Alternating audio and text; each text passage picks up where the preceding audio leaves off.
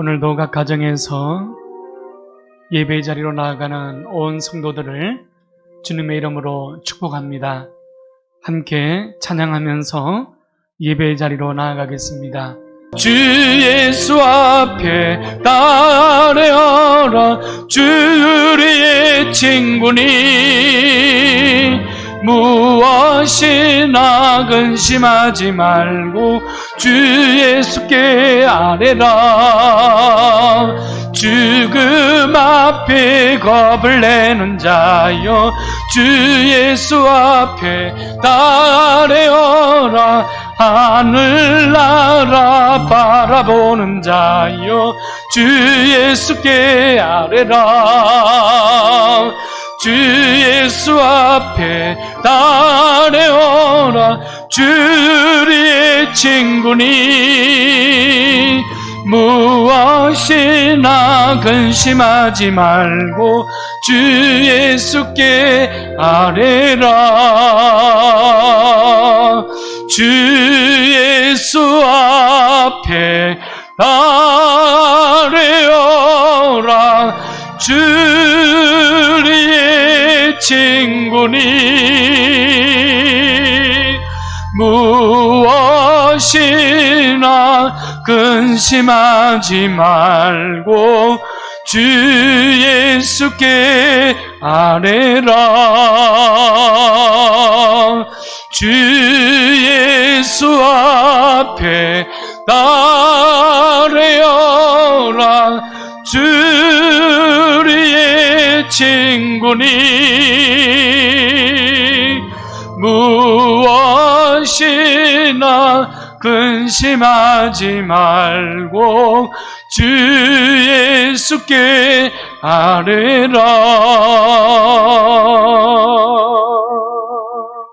구약성경 사사기 9장 26절부터 42절까지 말씀입니다. 어리석은 사람과 지혜로운 사람의 차이는 아주 사소한 차이 때문입니다. 작은 우물에 물이 조금밖에 없었습니다. 길을 지나가던 한 나그네가 몹시 목이 말라서 그 우물가로 갔습니다. 우물가에는 물을 떠서 마실 만한 것이 없었어요. 그래서 이 나그네는 화를 내면서 돌아갔다고 합니다. 얼마 후에 또 다른 한 사람이 이 우물가를 찾아왔습니다. 물을 떠서 마실 만한 게 없는 것을 보고 두 손을 가지런히 모아서 물을 떠 마시고 돌아갔다는 이야기입니다. 여러분, 지혜로운 사람이 될 것인가, 어리석은 사람이 될 것인가는 멀리 있는 것이 아닙니다. 어찌 보면 내가 나를 알고 있는가, 내가 나를 모르고 있는가의 문제이기도 합니다.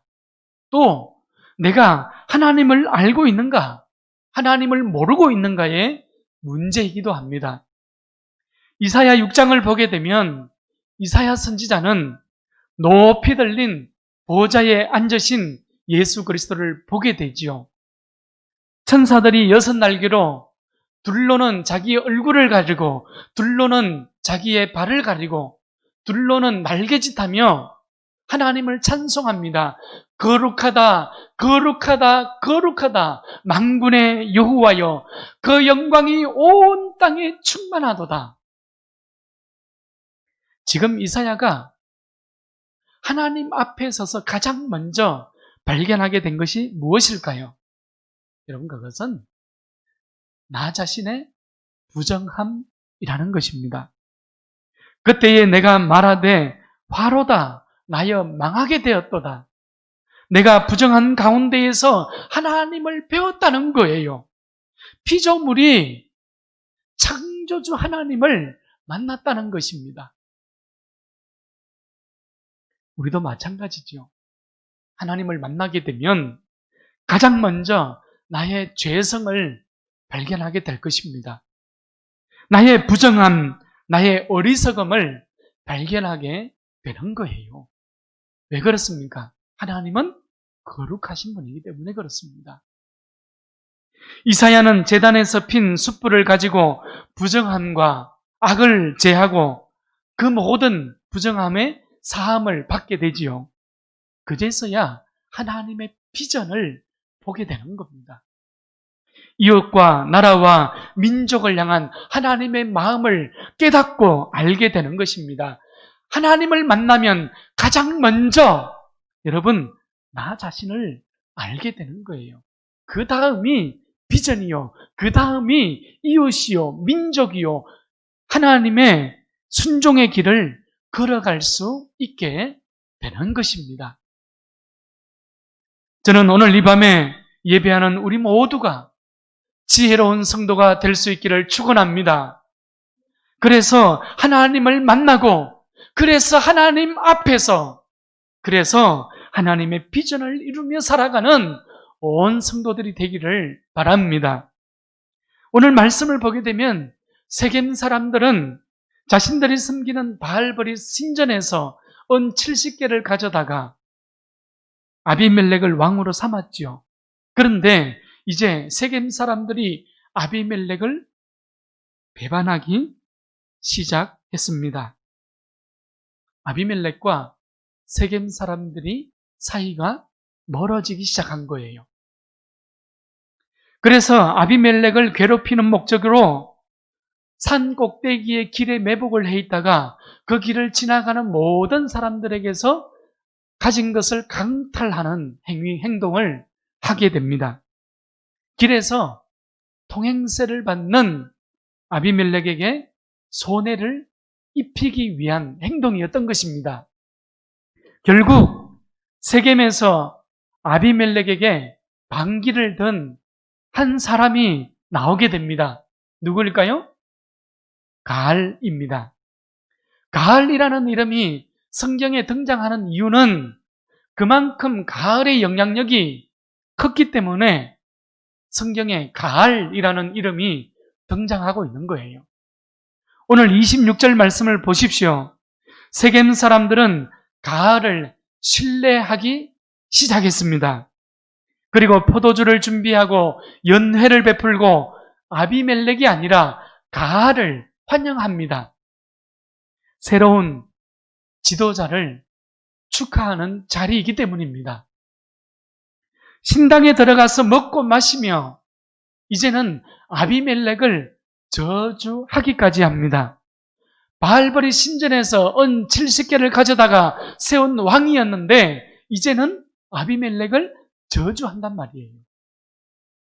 세겜 사람들이 가알을 환대하고 아비멜렉을 배반하였더니 가알도 기고 만장해졌습니다. 그래서 아비멜렉을 무시하는 말을 하지요. 28절입니다. 에벳의 아들 가알이 이르되 아비멜렉은 누구며 세겜은 누구기에 우리가 아비멜렉을 섬기리요. 그가 여루바알의 아들이 아니냐? 그의 신복은 서불이 아니냐?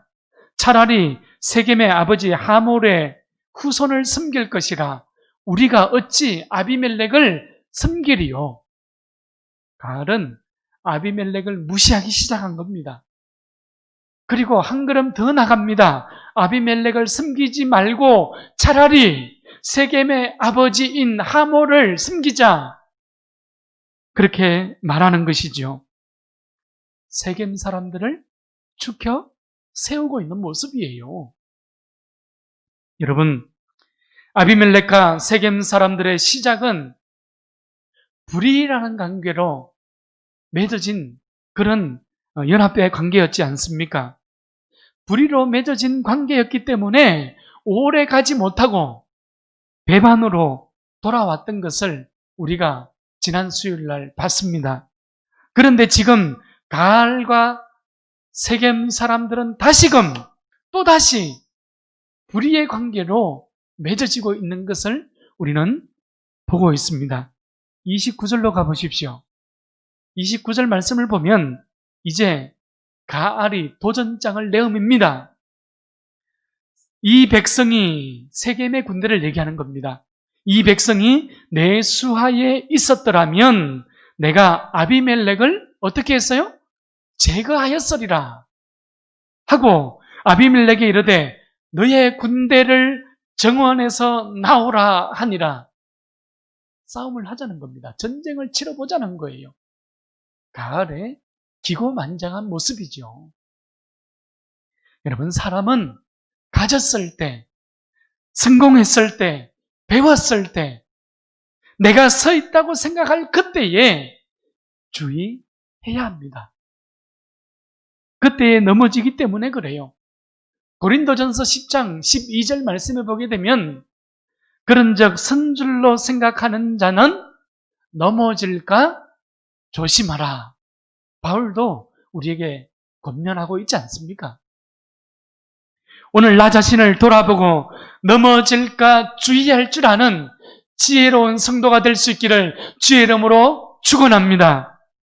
하나님 외에 그 어떤 것도 내 중심의 자리를 내어주지 않는 성도들이 되기를 바랍니다.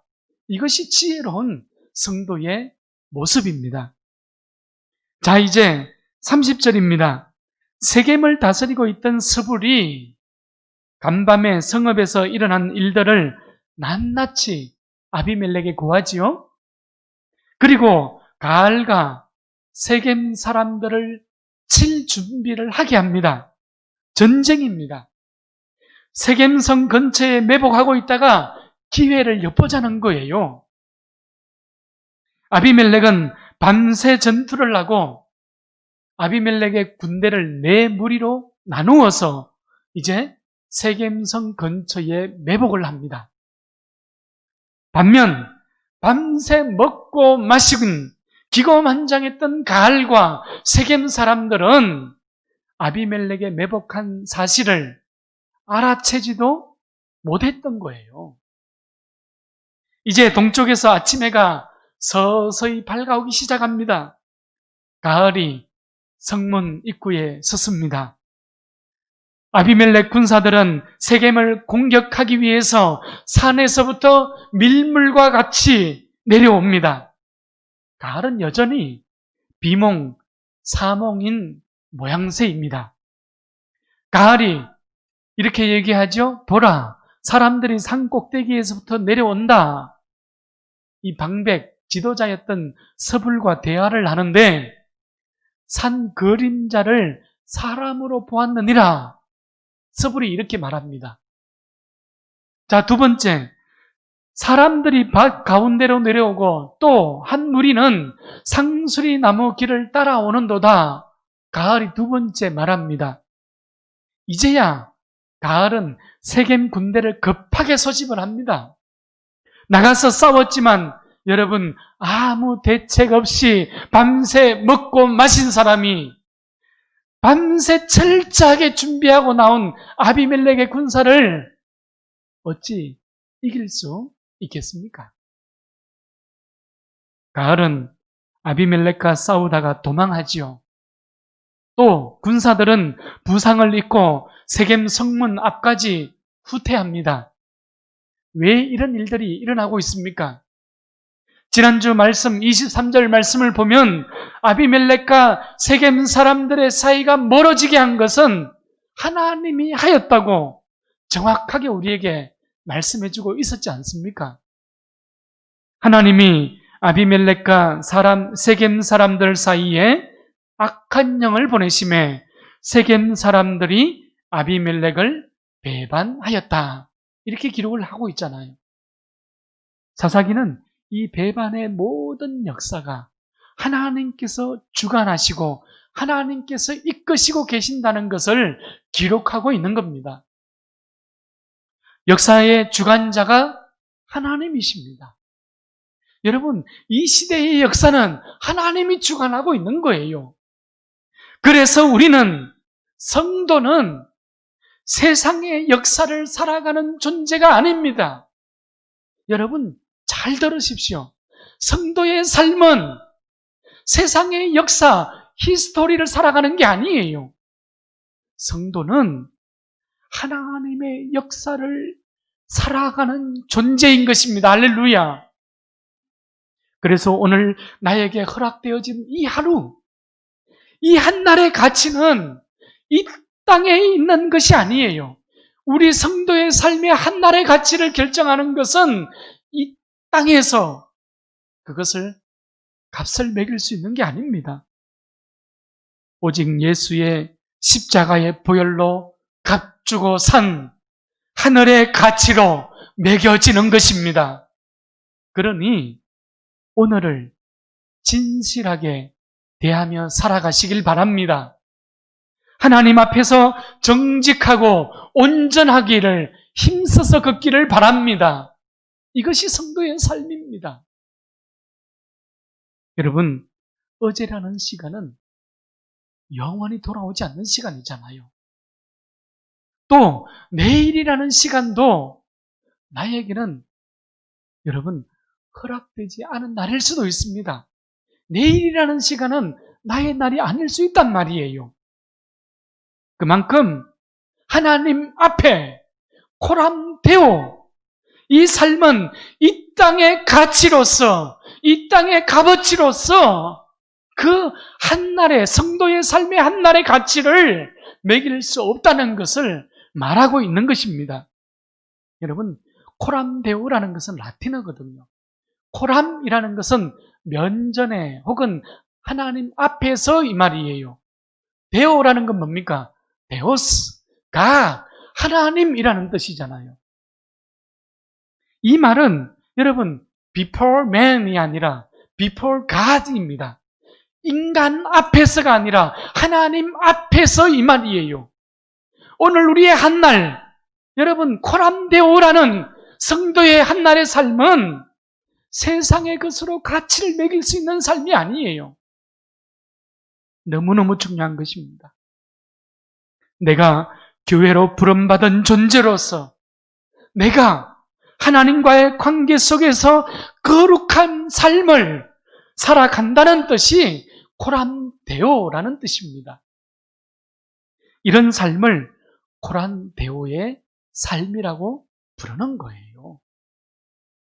내가 의식적으로 또한 지속적으로 하나님의 눈 앞에서 서서 걸어가는 삶입니다. 디트리 보네프는 이런 성도의 삶을 하나님 없이 하나님 앞에 without God, before God 이라고 말했던 거예요. 여러분, 하나님 없이 하나님 앞에라는 말은요, 우리가 이 땅에서 살아가면서 마치 하나님이 없는 것처럼 내 삶을 최선을 다해서 살아가고 정직하게 살아가야 하지만 언제나 어디서나 하나님 앞에 서 있는 존재임을 잊지 말라고 보네퍼가 말한 것입니다. 성경을 보면 예수님은 하나님을 가장 가까이 있다고 자부하지만 하나님이 없는 사람들을 우리에게 소개해주고 있습니다. 또 반대로 하나님과 가장 멀리 떨어져 있는 것 같지만 하나님과 가장 가까이에 서 있는 그 사람들을 우리에게 소개해주고 있거든요. 누가복음 10장에 나오는 선한 사마리아인의 비유입니다. 강도를 당해 쓰러진 유대인을 보고 당시 하나님을 잘 섬긴다고 했던 제사장과 레위인은 그냥 지나쳤잖아요. 율법의 형식 때문이었습니다. 그러나 유대인들과 적대적인 관계에서 살아갔던 사마리아인은 어땠습니까?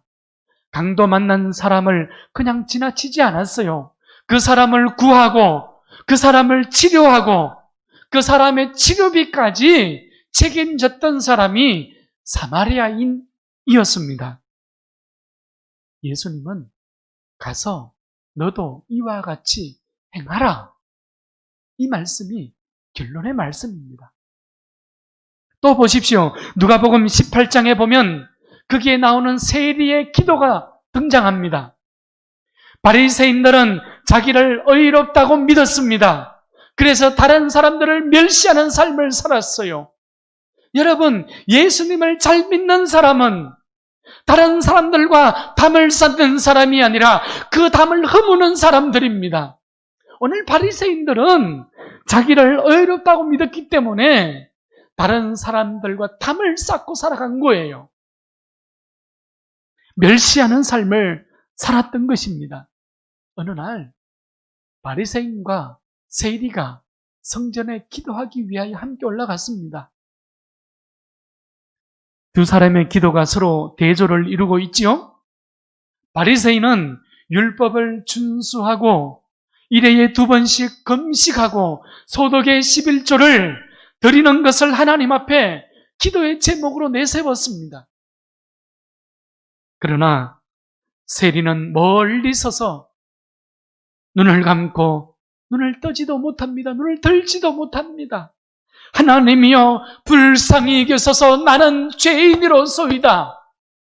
그러면서 가슴만 치고 있는 거예요. 결론은 하나님께서 바리새인의 기도를 의롭다 한 것이 아니라 세리의 기도를 의롭다고 인정하신 것입니다. 여러분, 이런 삶이 코람데오의 삶인 거예요. 말씀을 정리합니다. 오늘 가을처럼 어리석은 삶의 자리에 서지 않기를 축원합니다. 내 마음 저 구석에 하나님보다 앞세우고 있는 우상들을, 하나님보다 앞세우고 있는 형식들을 여러분 포기하고 내려놓을 수 있기를 바랍니다. 그 자리는 하나님의 자리이기 때문입니다. 그 자리는 하나님의 임재하심으로 가득히 채워져야 할 자리이기 때문에 그렇습니다. 여러분, 그 자리는 하나님의 말씀과 성령의 음성으로 가득하게 충만하게 채워져야 할 자리거든요. 그 자리는 하나님과 내가 친밀한 교제의 지성소로 바뀌어져야 할 자리이기 때문에 그렇습니다. 성도는 이 시대를 살아가면서 하나님의 진리를 위해 부름받은 교회입니다. 그리스도의 몸입니다. 나 자신의 안위와 자신의 삶의 자리에 함몰되지 않기를 부탁드립니다. 여러분, 나 자신만을 위해서 담을 쌓는 인생을 살아가지 않기를 바랍니다. 두 눈을 들고 하나님의 마음을 알기를 바랍니다. 하나님의 비전을 바라볼 수 있기를 축복합니다. 그래서 하나님 나라를 꽃피우는 부르심의 자리에서 거룩한 삶으로 쓰임받는 지혜로운 성도들이 되기를 바랍니다. 나는 오늘 우리 모두가 하나님 앞에서 코람데오의 삶을 살아가는 지혜로운 성도들, 하나님의 부르심 앞에서 포이에마의 삶을 살아가는 우리 모두가 될 수 있기를 축원합니다.